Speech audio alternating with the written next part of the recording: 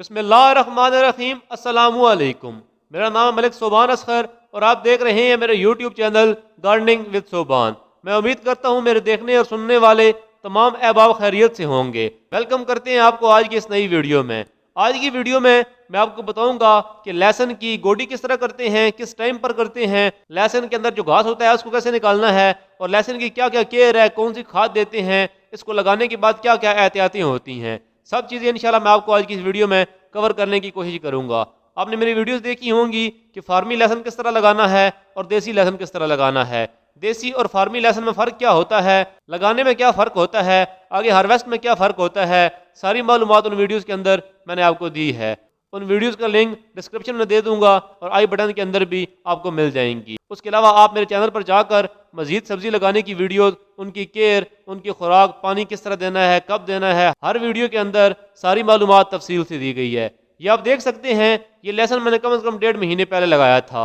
आप इसकी ग्रोथ देख सकते हैं। इसको मैंने कोई खाद नहीं दी, सिवाय पानी और गोडी के किसी किस्म की कोई खाद नहीं दी। वही जो ज़मीन तैयार करते वक्त मैंने गोबर की खाद मिलाई थी, उसके अलावा कुछ भी नहीं दिया। आप देख सकते हैं कि इसकी कितनी बेहतरीन ग्रोथ जारी है। इस लहसुन को लगाए हुए मुझे 1.5 महीना हो चुका है। मैंने पहली गोडी की थी, उसकी शॉर्ट वीडियो बनाकर मैंने अपलोड की थी। अब ये देख सकते हैं कि इसके अंदर बेशुमार जड़ी बूटियां दोबारा निकल आई हैं।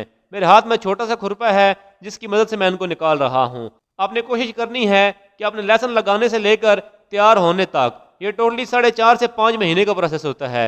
इसके अंदर आपने कम से कम 5 दफ़ा गोडी करनी है। हर महीने के बाद इसको गोडी करें। जो बंदे खाद देते हैं और एक्स्ट्रा केयर करते हैं वो एक तरफ और इसकी गोडी एक तरफ। इसको जितनी अच्छी गोडी मिलती है, जितने तरीके से और एहतियात से गोडी मिलती है ताकि आपका पौधा खराब ना हो, ये इतनी अच्छी आपको ग्रोथ देता है। आप 2 क्यारियां बनाकर देख लें। एक क्यारी के अंदर बेहतरीन किस्म की खादें दें और एक के अंदर टाइम से टाइम गोडी करते रहें। इंशाल्लाह आपको दोनों का रिजल्ट सेम सेम मिलेगा। ये बेहतरीन तरीका है लहसुन की अच्छी हार्वेस्ट लेने का। ये आप देख सकते हैं कि आपके सामने किस तरह मैं गोडी कर रहा हूँ।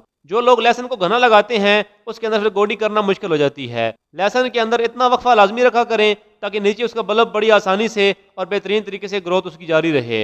इतना घना ना लगा दें कि नीचे से लहसुन के बल्ब आपस में जुड़ जाएं और उनके अंदर गोडी की स्पेस भी ना रहे और उनकी ग्रोथ भी इतनी अच्छी ना हो सके। ये आप देख सकते हैं कि साथ साथ मैं इसको गोडी कर रहा हूँ और साथ साथ इसके अंदर जो जड़ी बूटियां हैं वो भी निकाल रहा हूँ। ये बेहतरीन तरीका होता है। हर महीने के बाद इसको गोडी लाजमी कर दिया करें। और कुछ कमेंट मैंने देखे हैं कि लहसुन को पानी लगाने का टाइम क्या है। देखिए भाई, पानी लगाने का कोई खास टाइम नहीं है कि आप इतने दिन बाद पानी लगाएं। हर इलाके का अपने हिसाब से टेम्परेचर होता है। कई इलाके हैं जहाँ पर धुंध बहुत ज़्यादा पड़ी हुई है और 4-4 दिन धूप ही नहीं निकलती। वहाँ पर पानी इतना जल्दी लगाने की ज़रूरत पेश नहीं आती। या आपने अपनी ज़मीन को देखना है कि ज़मीन को पानी की ज़रूरत है या नहीं है। अगर ज़मीन आपकी खुश्क हो रही है उसको पानी लगाएं। अगर आपकी ज़मीन के अंदर नमी है, ऊपर से आपको नज़र आ रही है कि ज़मीन नम है, तो उसको पानी लगाने की कोई ज़रूरत नहीं। अगर आप ज़्यादा पानी लगाएंगे तो लहसुन के नीचे जड़ें, उसका बल्ब जो बन रहा होगा वो नीचे ही गल जाएगा, ऊपर से आपके पौधे खुश्क हो जाएंगे। बहुत सारे दोस्तों की ये शिकायत होती है कि हमारे पौधे थोड़े अरसे के बाद ऊपर से खुश्क हो जाते हैं और नीचे से गल जाते हैं। उसकी मेन और बड़ी वजह यही होती है कि आप पानी बहुत ज़्यादा लगाते हैं, ज़मीन कीचड़ बन जाती है और उसकी जड़ें नीचे फैलती हैं ही नहीं, वहीं पर खुश्क हो जाती हैं।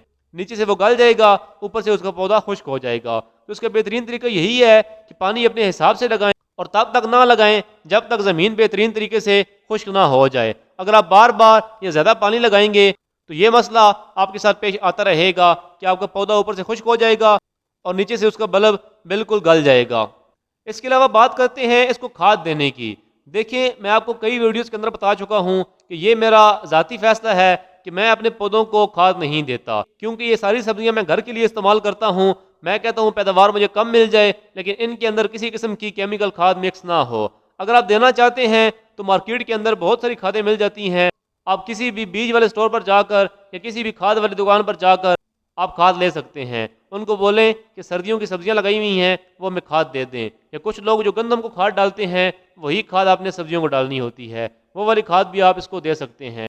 लेकिन उससे बेहतर है, अगर आप मेरी माने, अगर आप मेरे तरीके पर चल रहे हैं तो ये गोडी करें। गोडी करने के बाद हल्की फुल्की इसको गोबर की खाद दे दिया करें। उससे बेहतरीन कुछ भी नहीं है। आप गोडी करते रहें, टाइम से टाइम इसके अंदर से घास फूस निकालते रहें और गोबर की खाद थोड़ी थोड़ी देते रहें भुरभुरी करके। इंशाल्लाह आपको बेहतरीन ग्रोथ, बेहतरीन रिजल्ट मिलेगा।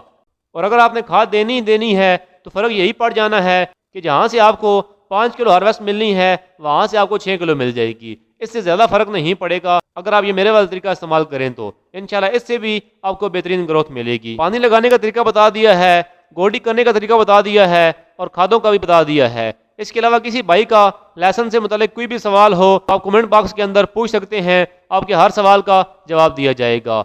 उम्मीद करता हूँ आज की वीडियो से आपको काफ़ी कुछ सीखने को मिला होगा। अगर आप इस तरह की मज़ीद वीडियोस देखना चाहते हैं तो हमारे चैनल को सब्सक्राइब कर लें और घंटी के निशान को दबा लें ताकि जब भी मैं नई वीडियो अपलोड करूं तो आप तक सबसे पहले पहुंचे। मिलते हैं अगली वीडियो में। दुआ में याद रखिएगा, अपना बहुत सारा ख्याल रखिएगा। तब तक के लिए अल्लाह हाफिज़।